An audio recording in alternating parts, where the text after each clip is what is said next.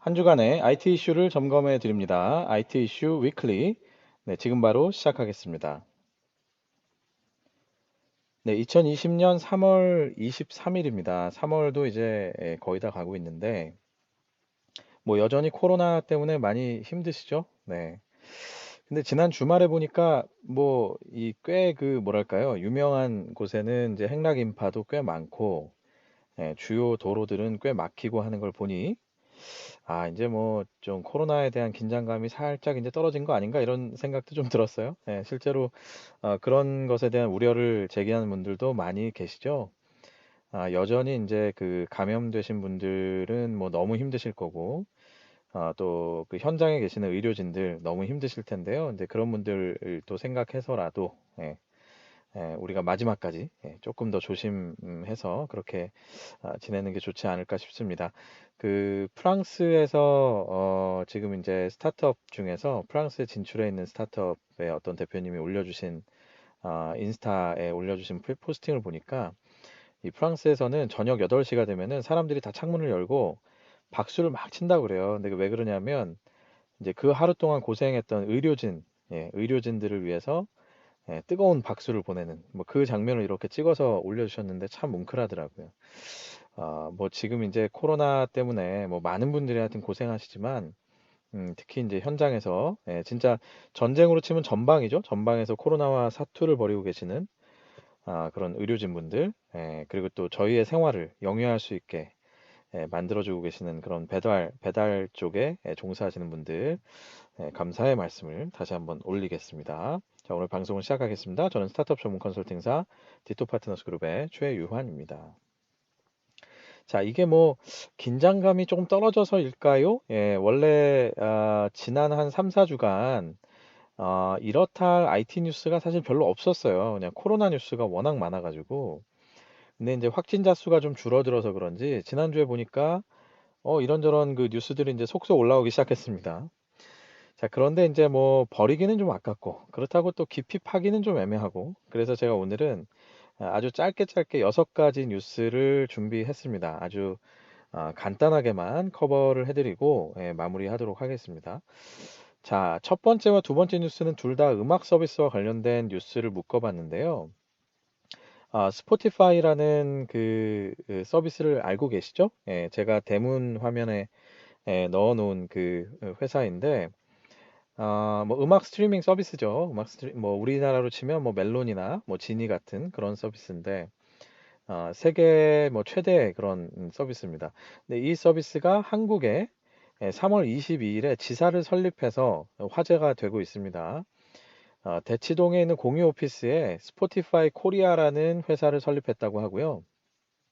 뭐 이전에 이제 작년서부터 이미 이제 국내 서비스를 위해서 저작권 단체와 협상을 하고 있다라는 말도 계속 들리고 있습니다. 결국 이제 스포티파이가 세계 1위 업체가 언제 과연 한국에 진출을 하느냐 이걸 두고 말들이 많이 있었는데 자 이제 법인 설립을 했으니 자 이제 곧 이런 느낌이 들겠죠.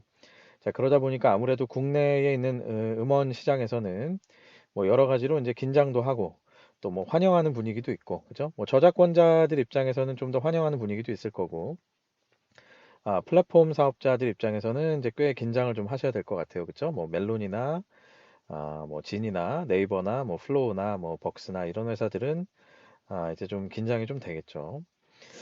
그 두 번째 뉴스는 또 재밌는 소식인데 네이버가 지난 방송에 제가 소개해 드렸죠. 그 단순히 재생수 기준이 아니라 사람당, 그러니까 이용자당 실제로 들었던 음원의 비율을 베이스로 해서 이 저작권료를 나눠주겠다라고 하는 음원 정산 시스템에 있어서의 어떤 개편을 선언을 했었는데 SKT의 플로우라는 서비스도 음원 시장의 여러 가지 이제 부작용들을 해결해 보겠다. 뭐 이런 이제 선언을 했습니다. 결국 실시간 차트를 없애겠다 이렇게 선언을 했는데요.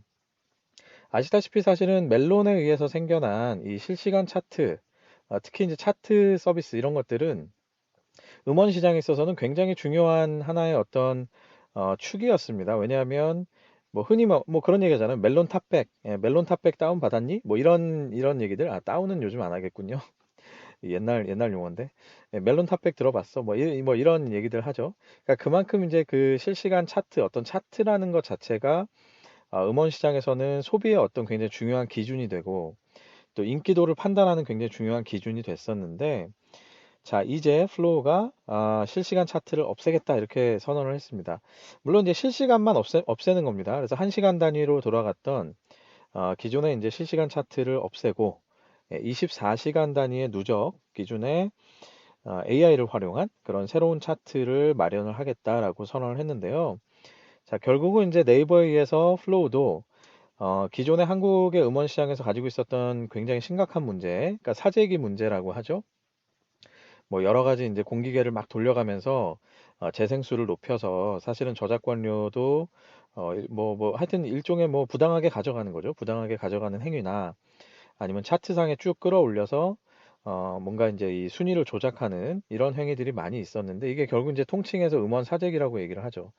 근데 이런 음원 사재기에 대한 부분을 고쳐보겠다라고 하는 행동인 것입니다. 그래서 결국은 한국의 음원 시장에 있어서 뭐 네이버나 플로우가 이렇게 나서게 되면 결국 다른 플랫폼도 뭐 비슷한 이제 움직임을 보일 수밖에 없겠죠. 그래서 결국 음원 시장에 있어서의 이런 어떤 구태의연하고 아주 그 심각한 문제로 여겨졌던 그런 음원 사재기 문제나 이런 것들이 좀 해결될 수 있지 않을까라는 희망을 품어보게 됩니다. 근데 제가 이 첫 번째 뉴스와 두 번째 뉴스를 왜 섞었느냐?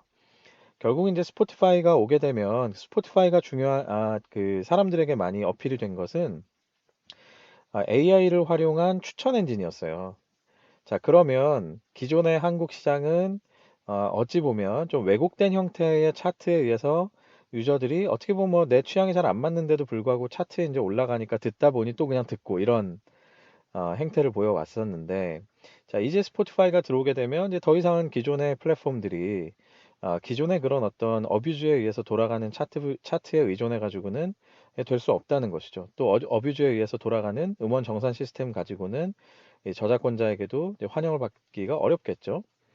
자, 그러니 결국은 이제 스포티파이의 한국 시장 진입, 그리고 네이버나 플로우의 이런 여러 가지 자정에 대한 노력, 자, 이런 것들이 전반적으로 하여튼 올해 한국 음원 시장, 음악 시장에 굉장히 큰 영향을 주겠구나라는 생각이 듭니다. 그래서 이 두 가지 뉴스, 또 지난주에 전해드렸던 네이버의 음원 정산 시스템의 개편에 대한 뉴스, 이런 세 가지 뉴스들은 다 하나로 묶여서 결국은 한국의 음원 시장에 대한 어떤 지각 변동을 예고하고 있다. 이렇게 말씀드릴 수 있겠습니다. 짧게 얘기하려고 그랬는데 좀 지나갔네요. 그죠? 예. 자, 세 번째, 유망한 AR 회사들이 잇따라 매각을 추진하고 있다라고 하는 이제 미국에서 들려온 소식인데요.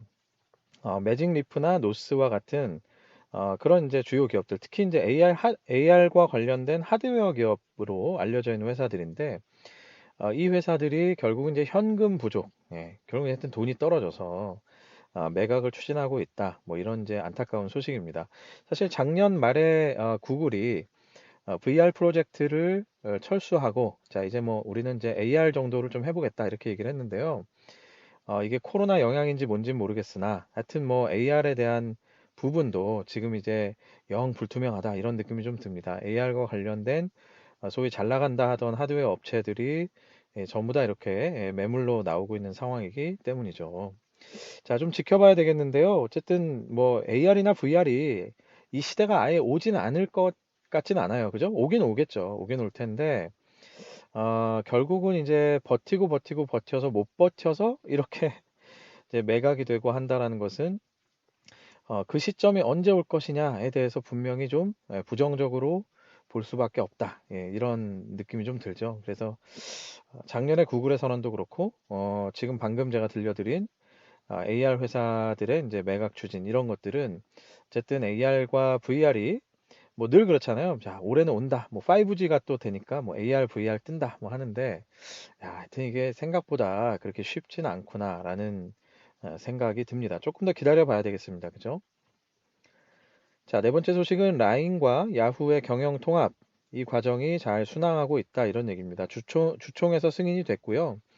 10월쯤에는 아마 이제 통합 작업이 완료가 될 것 같다라는 전망입니다. 3월 17일에 야후의 모회사인 G홀딩스에서 주총 통과가 됐고, 자, 이제 남은 것은 한국과 일본의 양국의 규제 당국의 승인만 남아 있다. 이런 상황이라고 합니다. 뭐 잘 진행되는 것 같네요. 그죠? 자, 다섯 번째 소식은 금융위가 토스 증권에 대한 예비인가를 승인했다. 이런 소식입니다. 자, 예비인가 승인이 됐기 때문에 본인가가 남아 있는데 뭐 큰 이변이 없는 한 하여튼 뭐 통과될 것 같다. 이렇게 다들 예측하고 있는 것 같고요. 자, 이대로 진행이 되면 빠르면 하반기 중에 호토스 증권에 대한 영업이 시작된다. 토스 증권이라는 이름으로 영업이 시작된다. 이렇게 보시면 되겠습니다. 토스 측에 의하면 뭐 이제 본인들의 주 고객인 2030 세대를 어, 타겟으로 해서 이제 손쉽게 하는 그런 주식 거래. 그러니까 뭐 이미 이제 토스는 손쉽게 하는 뭐 송금 이런 것들로 이제 인기를 많이 얻어왔죠. 그래서 손쉽게 하는 주식 거래라는 서비스를 위주로 시장에 들어가겠다라고 하는데 요즘에 뭐 달나라에 막 발자국 남기는 이런 광고도 많이 하시죠, 토스가. 예, 모든 걸 바꾸겠다고 하는데, 자, 과연 이제 주식 거래의 이런 그 UX, 뭐 결국은 UX겠죠? 뭐 절차 자체가 크게 바뀐다기보단 UX가 바뀔 것 같은데, 자, 어떤 형태의 또 경험을 줄지 좀 기대를 해보겠습니다. 자, 마지막 소식은 중소기업청, 이게 뭐죠? 중기부가 저도 막상 방송을 하면서 중기부의 풀네임이 뭔가 이거는 생각보다 얘기를 안 해본 거. 중소벤처기업부군요. 정확한 이름이.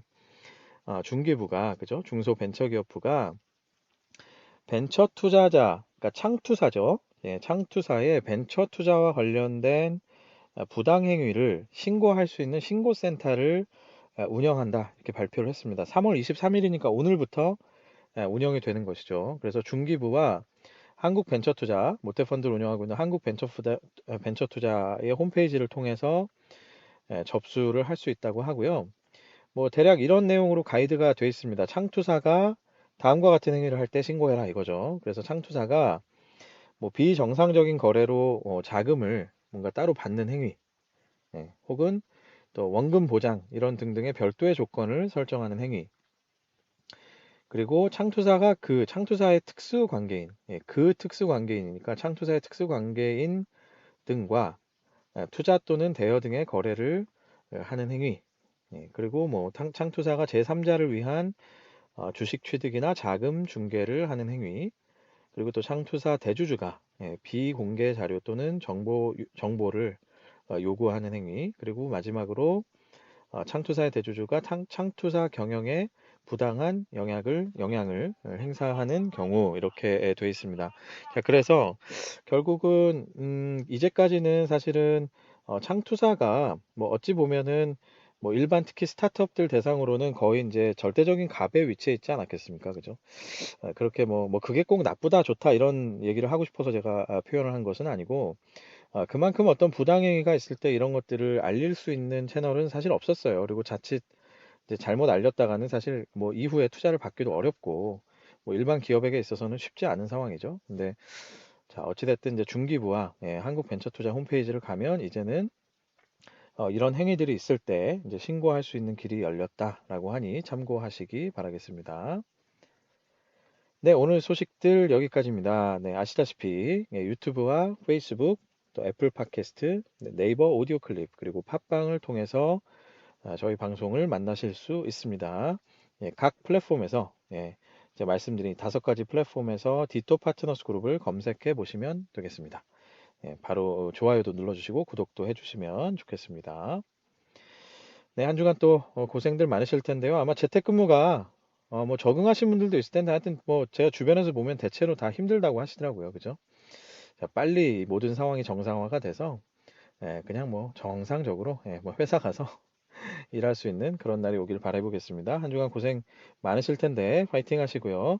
코로나 잘 피해 다니시면서 건강하시기 바랍니다. 저는 다음 주에 다시 찾아뵙겠습니다. 여러분 감사합니다.